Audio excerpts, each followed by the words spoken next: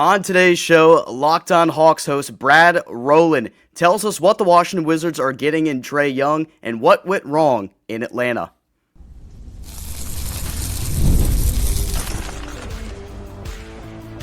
You are Locked On Wizards, your daily Washington Wizards podcast, part of the Locked On Podcast Network. Your team every day. DC family, you are locked on to the Washington Wizards, where you're part of our family. We thank you for making Locked On Wizards your first listen every single day. We're part of the Locked On Podcast Network, where it's your team free and available every single day. If you're an everydayer, we appreciate you that much more. If you're new to the channel, like and subscribe. We do this thing every day for you. Today's episode is brought to you by FanDuel. Before tip-off, check the FanDuel app and see what's dropping during NBA Happy Hour every Friday from 6 to 7:30 p.m. Eastern Time. Alongside the DC Sports content creating Strober and Abdullah Ayubi, I'm Ben Strober and I cover the Washington Wizards for Roundtable IO. And joining us today, we cross over for the first time with the Locked On Hawks host since 2016, Brad Rowland. How's it going, my friend? Last night had to have been a strange night for you, am I right? Definitely strange. A lot going on. Definitely different than what you guys were dealing with, but certainly relatable to what everybody's dealing with right now. It's been a very busy, beyond 24 hours, 72 hours almost now. It's been a lot of kind of build up and a weird night last night for sure. 100%. On today's show, we ask Brad what the Wizards are getting in Trae Young here when he does eventually play, if he plays. A lot of that we'll have to debate throughout the process as well. And what went south toward the end of his tenure in Atlanta. Brad, I just want to get the overall vibes yesterday in the arena when I guess everybody in the stadium, the team included, Trae included, finds out that he will be heading to Washington. What was that vibe like in the stadium where there's a game going on, but all of a sudden a player that is probably on the Mount Rushmore of Atlanta Hawks players because of what he's done over the last 7 years is departing from the franchise?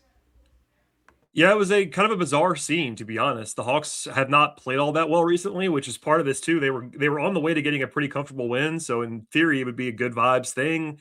Trae's on the bench, out with the injury that he's been out with for 6 games. How serious that is of course the point of debate. We don't really know, but yeah, the Hawks have a lead. I'm just doing it. I'm in game mode like everybody else, and before the game started, I think people kind of knew where this was going. When Corey Kispert got scratched in particular, that was a moment where it was kind of like, oh, this is going to happen, it looks like. But you look down, I get the notification like everybody else from Shams. I get a text from somebody that basically telling me the same information that Shams has. And you start looking around like, hey, is Trae still on the bench? Yes, Trae's still on the bench. You look over there and I have a great view of where Trae is from the building. And then, because it's 2026, everybody has a phone. Not everybody in the building knows, but a lot of fans start to know. Like people follow Shams on Twitter. They know what's going on. And, people start to move towards the Hawks tunnel where the Hawks bench is. Like there were more fans over there than usual, kind of gathering. There was some chants going, not like full stadium chants, but like chants trying to get Trae to acknowledge them. It was a little bit awkward because it was like, does Trae know yet? Like he's on the bench. There's a game going on. And basically they came and got him eventually a couple minutes later. We're all watching, but by this point, the game's not over yet, but like everyone's attention is just on the trade and on Trae now. The game is like almost secondary, which is, again, very strange for a game that matters. But he gets pulled off the court, goes down the tunnel, and then comes back and sits on the bench the rest of the game, which was that kind of surprised me, not in a bad way, but it was like, oh, he's going to be here the rest of the game. So he was out there the rest of the game. I heard later, as I'm sure we'll talk about more of this, but like he talked to the team is what everyone from the team said. He kind of did a goodbye to the team. Like, and I think Jalen Johnson used the word emotional. Like there was a lot going on in the locker room, and I'll stop rambling now, but the post-game scene was also strange too, because nobody could talk about it. I mean, the players could, but Quinn Snyder couldn't. The deal's not official now, even as we're recording this. Just a very strange night at the arena for sure. Yeah, 100%. I can see why it would be like that because he was on the bench and everyone follows Shams. If you're an NBA fan, you know who Shams Charania is. Going back to Trae, Brad, and his tenure in Atlanta, how would you describe that in one sentence? Because like you mentioned, he's a guy that a lot of people beloved him, but also I saw a good amount of Atlanta Hawks fans that were essentially done with him and just wanted him out. Yeah, one sentence. I think I would refer to it as memorable, like the highs being high and a strange end to be sure, but the big picture is like he's the most popular how you got to put this, like the biggest star the Hawks have had in 30 plus years. I mean, Dominique Wilkins was the last time the Hawks had a star like this. And, I thought guys like Joe Johnson and Al Horford were underrated. Like those are really good players, but they weren't stars. They didn't have the buzz. They weren't selling jerseys. Those guys are really good, but this is a different kind of player. And, also he's the best player on the team that went the furthest in Atlanta Hawks history. They won 2 games in the conference finals. That's something that nobody else did in Atlanta. So you're right. It was polarizing by the end, but at one point his approval rating was probably like 99% in Atlanta. It's lower than that now, but certainly when the highs were high, they were very high. NBA is so volatile in how fans will feel. Fans loved Bradley Beal for a long time, and by the end, I think people despised the guy because he had the worst contract ever, and wasn't necessarily his fault. And a lot of these things with players before they get traded aren't necessarily their fault. They just don't fit anymore, but that's the situation. We want to talk Washington's fit with Trae Young here whenever he does eventually see the court. He operates out of the pick and roll a ton. Over 4,400 possessions in his career have been him as the primary pick and roll ball handler. Him and Alex Sarr, what do you think a pick and roll combination could work like for Washington with Trae Young? Why is he effective at operating from that realm? Yeah, honestly, one of the first things when the rumor came across that Washington was interested that I went to was Alex Sarr, because I think that Alex Sarr will benefit greatly from playing with Trae Young. Trae Young has gotten a lot of big men paid in his career, because he is. I mean, even still, I think he used to run more pick and roll than he has the last couple of years, which is more of a systematic change. The Hawks were trying to kind of get away from that, and the league there's less of those like every down pick and roll operators than there were a few years ago across the league. But he's still one of the best in the league at operating pick and roll. He's just a technician, always in the right spot, great handle. Isn't as athletic as he used to be, which I'm sure we could talk about some more if you would like to. But like the passing, I think continues to be underrated for Trae Young, which might sound crazy for a guy who led the league in assists last year. But I don't know about you. I mean, nationally, I always feel like people talk about him taking long range shots and all, but like he's for me the best passing guard in the NBA and has been for a while. Like I use the word guard in particular because I think Jokic is a different kind of player. LeBron, even Luka's not guard and roll kind of, but like as far as guys who are guard size, I mean it's Halliburton and it's Trae, and that's basically the list. So I think that's going to benefit everybody there, and that's his primary thing right now is that he's not quite the scorer he used to be, but still can score, get to the line, great technician there too, like draws fouls like few guys can. But the pick and roll operation, the passing, if you surround him with enough shooting, your life will be easy on offense, and that particularly is the case when you have a guy like Alex Sarr that can kind of run pick and roll with him. Yeah, when you bring up pick and rolls with Trae Young, I remember John Collins, Clint Capella, guys like that who can just catch it and put it in there. With Trae Young, we mentioned his offensive game, Brad. Defensively, a lot of Wizards fans are already concerned about the size. I think he's a walking 20 and 10, and people want to bring up defense. And for the Wizards, they're already a bottom 3 team defensively, and they think that Trae Young is just going to make that worse. How would you describe his tenure defensively in Atlanta? Yeah, look, the defense is a concern. It is that's a reality, and on one hand, I've always thought that guard defense was kind of overrated as far as how much it can kill your team, because like bigs are much more important defensively. If you have bad defensive bigs, you're drawing dead in the NBA. Guards not so much, but he is a very bad defender. There's no way around that. He is a negative defender and probably just will never have the opportunity to not be. There are certain guys where it's maddening in that they actually have tools and they make mistakes and they're in the wrong place and they don't give effort. Trae Young is not that. It's a tools issue. He's very small, and that's not the only problem, but like that's a problem for him.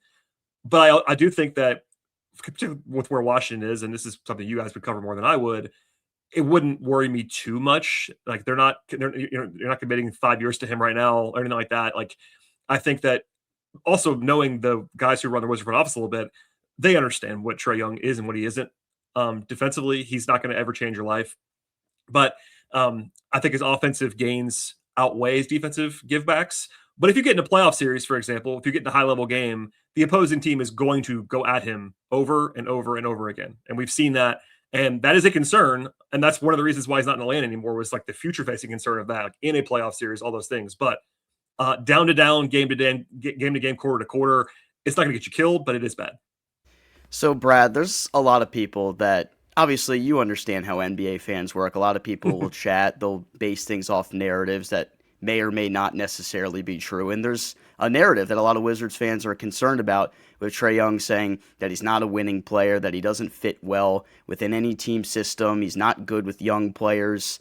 I want to get your take on that narrative because you've been covering the team for the entirety of Trae Young's career. Can Trae Young work well with young players, and what do you make of people saying that he's not a winning basketball player? You're right. It's the narrative. There is the right word. I think that it's set in on Trae Young, and a lot of that is understandable because of the way that he plays. And I always thought it was funny that he got the selfish label in some circles while being like one of the best passers in the league. It's just kind of it's a weird thing that happened there. I don't think that he is the most like natural galvanizing leader in the world, but he also has come a long way in that department. Like when he was 19 coming into the league, he was a kid and there was entitlement there. I mean, it was very natural. It made sense. And he was kind of a tough teammate early in his career. I think he would probably admit to that and probably has admitted to that in some ways and forms. But he has matured. Like he's an adult now. He kind of gets it. He's not going to be this like hugely galvanizing force as a leader, but he's not a guy that anybody has trouble dealing with, in my experience, at least in the last several seasons. And winning basketball is a loaded term. Like, I think he can certainly play winning basketball. He's also very competitive. He hates sitting games. Like right now, he's losing his mind not playing basketball. He hates not playing, which will be interesting if he doesn't play in Washington, which you guys talk about more than I would. That's going to be a good point. Yeah, he hates not playing, but he's very competitive. He wants to win, and a guy that people get along with, but he's not like, he's not all-time great leader either, if that makes sense. So the winning basketball thing, I think it becomes a thing where people look at his field goal percentage, for example, which is silly. Like he gets to the line a ton. His true shooting has always been totally fine. Inefficient gets thrown around out there because he doesn't shoot well from 2-point range. I get it. But he knows the game very, very well. He does the little things very well. Like every 2-for-1 situation, for example, he's going to execute it. Like he does the little things, like the very sly, smart point guard things he has down to a science. So I think the notion that he's not a winning player, I think is misguided, but he does have strengths that make it difficult to build around him. And that's a different thing, even though it's kind of related. Astute analysis from Brad Rowland. So a guy that was once beloved in Atlanta, he sees his tenure end in a flash, going to a very different situation. What went wrong in Atlanta? We find out next here on Locked On Wizards. Fridays already feel different during basketball season, and FanDuel is making them even better. Every Friday night before the games tip off, FanDuel gives fans a new way to kick off the weekend with NBA Happy Hour. NBA Happy Hour is your official pregame, a limited time window where special offers drop right inside the FanDuel app just before the action starts. Fridays from 6 to 7:30 p.m. Eastern have become appointment viewing with NBA Happy Hour. Opening the FanDuel app during Happy Hour always brings something new. Boosts, bonuses, and surprises. It's easy to check the weekly special before tip-off and make a move before the window closes. The timing is perfect right before the games, right before the weekend starts. It adds extra energy to Friday night basketball without overthinking it. So before tip-off, check the FanDuel app and see what's dropping during NBA Happy Hour every Friday from 6 to 7:30 p.m. Eastern. A little basketball, a little action, and a whole lot of Friday energy. That's NBA Happy Hour only on FanDuel, the official sportsbook partner of the NBA. Here with Brad Rowland from Locked On Atlanta Hawks. Brad, if you were to go back and say that Trae Young would be a Washington Wizard a couple of years ago in exchange for CJ McCollum and Corey Kispert, no draft capital, what would your reaction be? I would have been shocked. I think that's the universal reaction. Even 18 months ago, like you don't have to go back that far. I think that Trae Young has kind of been in some trade rumblings for probably a year and a half, 2 years now. Nothing's ever gotten as serious as it got this week, and of course ended up happening. But even then, it was like the Hawks won't trade Trae Young for nothing, like for no future-facing capital, basically. So yeah, I mean, the short answer is very shocking.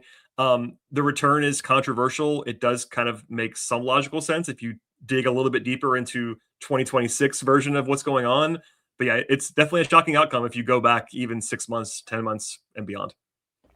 Honestly, I was impressed that Atlanta held its ground and didn't give up any draft capital, because I think a thing that intrigued me, it intrigued a lot of Wizards fans, was the idea that you might get some draft capital to take on this Trae Young $45 million salary, then the player option that will follow in the summer. But it didn't end up happening. I think I'm okay with where things stand after the details of the trade. I want to get a little bit more on the exit of Trae Young. Obviously, the stat that sticks out, 0-5 since he came back from the injury when he played with his team. I think it was 2-8 overall in games he played this year. Objectively, the Hawks were a better team without him this season, but why? Yeah, I think there's a lot of noise. The sample's very small. I mean, even you just laid it out there. He's played in, I think it's 9.5 games, something like that. Yep. Kevin Pelton of ESPN did a great job writing about some of the noise in the numbers this season in particular. And no one cares besides Hawks fans and all that. It doesn't matter.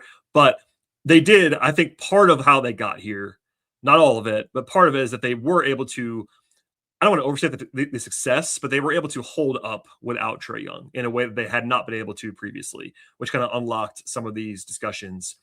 I think a lot of it is that the Hawks built their team in a better way this season than they ever have before to play without him. They added Nickeil Alexander-Walker, who is quietly averaging 20 points a game, has been great. They have Dyson Daniels. They had Porzingis, who hasn't played that much, but is another like offensive creator that they just didn't have before. And then Jalen Johnson makes this huge leap and becomes a very likely all-star player this season. And those things all make it to where it's a lot easier to play without Trae. I will also note the Hawks still have a bottom 5 offense in the minutes without Trae Young on the court. So they do miss him on offense. Now, on defense, they've improved without him, which is what we got to get to a little bit earlier. Like, he does make your defense worse, generally speaking. So that's part of this. But overall, I still think from all of my reporting, all of the analysis stuff as well, it's much more about future contracts and team building than it is about Trae Young not being good or that the Hawks think that they're just better without him. No one with the Hawks has ever said we're better, at least to me, and that I talked to a lot of people, that they think that they're better without Trae. It's more that they're not going to take a huge dip without Trae in the way they would have before, and the money is so big in the future, and they really, this front office really values flexibility. Optionality is a word that they keep using in a big way. So it's really complicated. Fans hate when I try to provide the context of this stuff because they just want a direct hot take answer. I don't really have one for you, but the long and short of it is that they were able to play without him effectively, and that did push the door that was probably already ajar because of the contract stuff. It pushed it further open because they were like, hey, we don't need him in the way that we used to. How excited, Brad, because you cover the Hawks, should Wizards fans be about a 27-year-old point guard in Trae Young? Because, like you mentioned, can pass the ball, and the narrative of him being selfish and can't play winning basketball, to me, is a lot of malarkey. I think if he's around a guy like a lob threat, like an Alex Sarr, and if he's not a good defender, it's fine because you have wings like Bilal Coulibaly, Keyshawn George. What would your message be to Wizards fans kind of doubting how Trae Young plays basketball?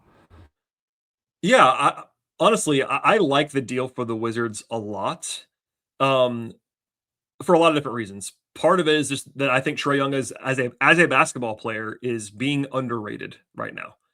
He's not the guy he was 5 years ago. So if you go watch clips of him in 2021 when he was playing at for me, like a top 5 to 10 offensive player of the league level, like he was incredible that season, leading the team in the conference. He isn't as athletic as he was then. If you go watch the film, it's immediately apparent. He's not that same guy athletically. But this is still a guy who can, as recently as a couple of weeks ago, was putting up, I think, 3 straight 2010 games. Like, he's still very, very good on offense. And the Wizards got him. I don't want to overstate this, but essentially for free.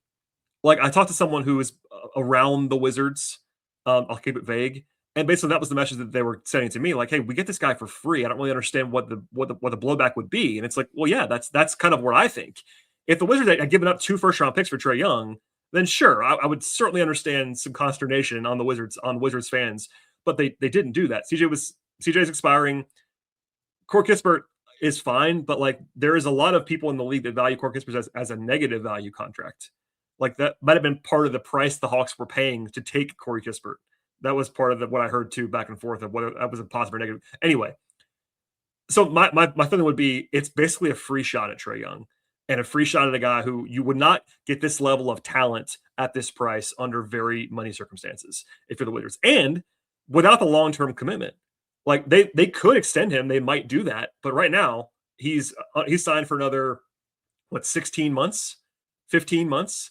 Like that's and this way, it's actually kind of ironically a good thing. Usually, you want guys signed long term. I think it's probably good for the Wizards that it's not long term right now. They can see what it is. If they love it, you can bring him back. But yeah, I think you're still getting a very, very, very good offensive player for the price of very, very little. And I think it's hard to like not understand why the appeal would be there. I'm not saying they had to do this. I can make if you wanted me to do the other side, I could. But for me, I genuinely feel this way. I said it on my show last night. If I'm the Wizards, I do this deal pretty comfortably. Like I would have done this for sure. I like it for Washington. Just to quickly, sorry Ben, quickly go off what Brad said. I think the old regime, this is what they would have done: traded first round picks to get a guy like Trae Young, or traded for him and then quickly give him a boatload of money. But they didn't do that. That's why I love this move. I didn't plan on doing 3 segments with you, Brad. But do you have 10 more minutes for us? I'll hang in whatever you guys need. I'm here. All right, we got it. We're gonna continue the conversation with Brad Rowland when we come back here on the Locked On Wizards podcast. This episode is sponsored by BetterHelp. As we roll into the new year, there's a lot of pressure to chase a new you, but sometimes it isn't about reinventing yourself. It's about feeling a little less weighed down. Therapy can help you understand what's been holding you back by giving you an outside perspective on your emotions, motivations, and relationships. That's why BetterHelp can be a helpful place to start. Their therapists are fully licensed in the U.S. and work under a strict code of conduct. They help match you with a therapist based on your needs and preferences, so you're not doing all that legwork on your own. And if the match isn't the right fit, you can switch to another therapist from their tailored recommendations at the time. BetterHelp has served over 5 million people with over 30,000 therapists and live sessions that average a 4.9 out of 5 rating across more than 1.7 million client reviews. BetterHelp makes it easy to get matched online with a qualified therapist. Sign up and get 10% off at betterhelp.com/NBA. That's BETTERHELP.com/NBA. Joined here by Brad Rowland of Locked On Hawks podcast. Everyone be sure to go check him out. You can hear his analysis from the trade as well. I'm going to go back and listen. I'm interested to hear some of your perspectives on the addition of C.J. McCollum and Corey Kispert, what that looks like for the future. But I want to get into this with you. You've seen the turnover within this Hawks franchise for numerous different occasions. I mean, just from like my young life, when the Wizards and Hawks matched up in the 2017 playoffs, you had a fun duel there between John Wall and Dennis Schroeder. So obviously a very different time in terms of the lead ball handler. In Atlanta, there was the Jeff Teague days as well.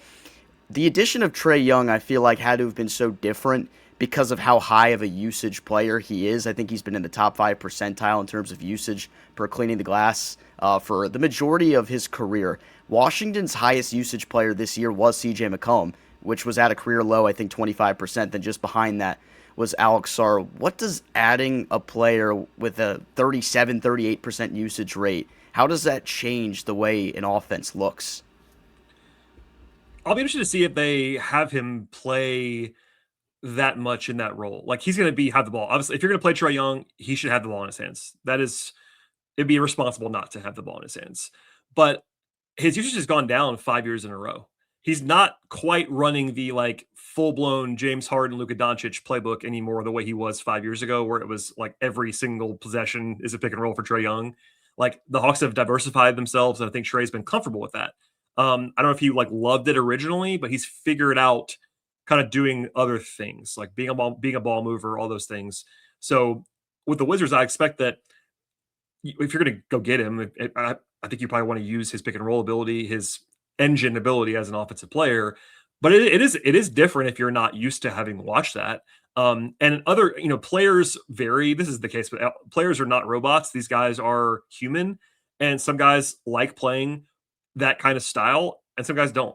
Some guys like more egalitarian, more motion offense stuff, and some guys don't. It kind of depends on what your personnel is and what those guys are comfortable with, and what your coaching staff likes too. And that's the other question that you guys would know much more than I would, is what the staff wants to do, because that's the number one reason why the Hawks have changed the way they've operated with Trae Young the last couple of years.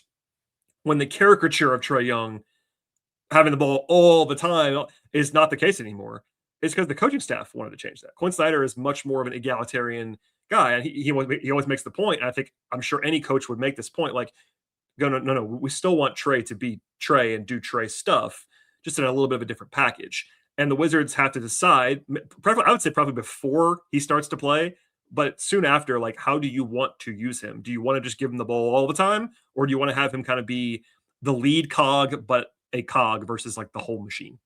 I wanted to quickly shift to Atlanta's Zachary Resaw Shea, Brad, because it's crazy to think about all the number one overall picks outside of him: Zion, Wemby, Anthony Edwards. Right now, are Hawks fans kind of running out on him? Because from what I see, it's like, man, the 1 year we get the first overall pick, it's the most irrelevant first overall pick in NBA history. Yeah, I saw this coming a mile away, and it's happening.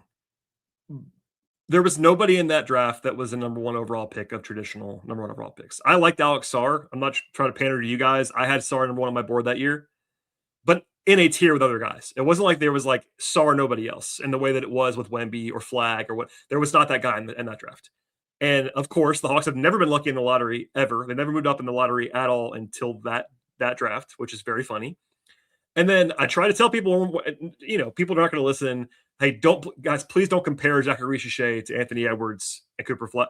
And yet that's all they want to do is say, I mean, not every time, 90% of the time, people want to yell and scream out Zachary Shea. The words number one overall pick are used because they tries to, drive the point home like that he was supposed to be he was never going to be that. So I don't know why people try to compare him to those guys.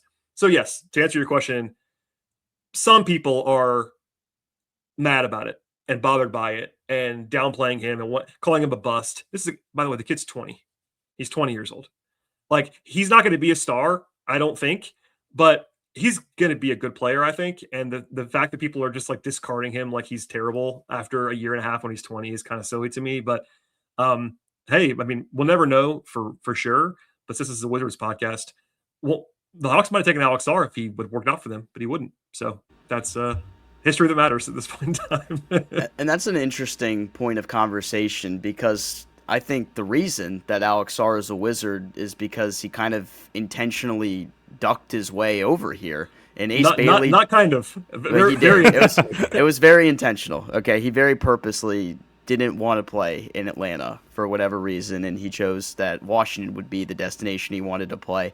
Ace Bailey did the same thing, and now Trae Young ended up having Washington as his top destination. I don't know if that situation means a whole lot, but it is different. It maybe does feel refreshing for a Wizard fan, for an all-star player, a bona fide, top guard in this league to say, like, I want to be a Washington Wizard. That's not something that has happened in a very long time. So I'm interested to hear your perspective on maybe how other players are starting to view the Wizards organization around the league since this new front office came in 2023. Yeah, I think from what I hear, and look, it's not like I'm talking about this all the time, so I don't want to act like I am, but that's a respected front office. These are guys that are smart. Like the caricature of the old Wizards when they were just trying to be the 9 seed every year. I'm seeing head shaking for a reason. That makes total sense. That's not there anymore. This is I know some of these people, not like they're my best friends that work in the front office. These are smart people. They have a plan. Doesn't mean it will work. Like when you're trying to do a long-term rebuild, you got to have some good luck on your side as well. You got to hit on players. You got to hit on ping pong balls. All those things have to happen to get you where you want to go. But there is a plan. They're smart people in charge, and people around the league understand that and know that. And I think there's a little bit of self-interest by the end with Trae and the leaks about him wanting to go to Washington. I think from what I understand, I think that was them being very practical, that Washington was the place he was going to be. So that being the preferred place is kind of like, let's push this over the top. But hey, he didn't try to block it. So that I think years and years, like most stars would have been like, hey, I don't want to go to Washington. And that didn't happen here. So that's a positive step in itself. Yeah, it might not be much, but it's kind of something in a way. No, it is. We can tell ourselves that it matters because it does a little bit. There are some markets, and I won't name them to not get myself in trouble. There are some markets where I'm very confident Trae would have been like, I don't want to go there. Okay, that's and good to know. He didn't do that here. That's a great thing to know. And hey, maybe Travis Schlenk helps too. Mike, old pal Travis used to be the GM, president for the Hawks. He's on the Wizards staff in the front office.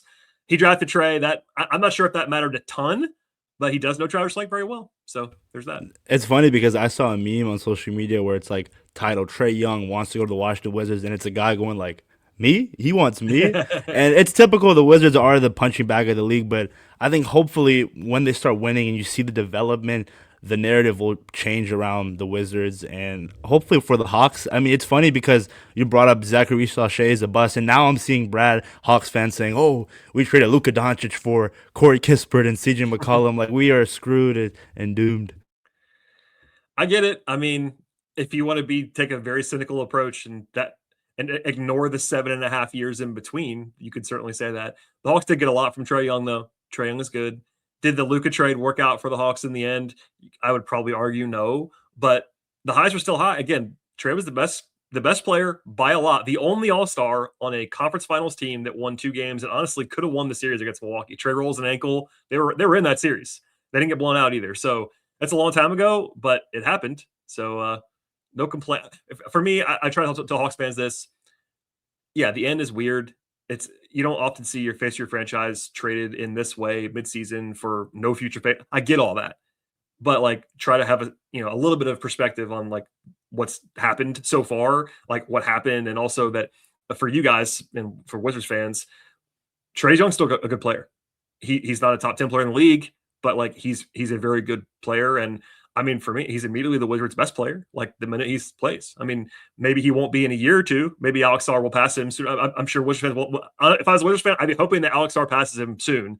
But right now, if you ask me who the best player on the roster is, I would say it's Trae Young. So there's that. Brad, this has been awesome. Great, astute analysis here. Let everybody know, our audience, where they can find you outside of Locked On Hawks. Yeah, Locked On Hawks is the place if you want to follow McCollum and Kispert's careers. I saw the Locked On Wizards YouTube account making some comments on mine, wishing guys well, which was nice to see. But beyond that, I have a Patreon. It's patreon.com/BT Rowland, where I write about the Hawks and some Braves, some baseball too on occasion. I cover baseball. I have a baseball, but that's the main place. I also write about the league and the draft and college basketball at Fansided. Where else? That's probably good. But yeah, at BT Rowland on Twitter and on Blue Sky if you'd like to follow me on those places. Well-versed. Versatility. Most important thing. That's what the Wizards like, and that's what Brad Rowland likes. Brad, we appreciate you making the time and joining us today here on Locked On Wizards. Thanks, Brad. All right, everybody, that'll do it for today's episode of Locked On Wizards. For your second listen, we encourage you to check out the Locked On NBA Fantasy Basketball podcast hosted by Josh Lloyd to get your fantasy lineup right. Once again, thanks to our guest, Brad Rowland. For my co-host, Abdullah Ayubi, I'm Ben Strober, DC Family. Talk to you tomorrow.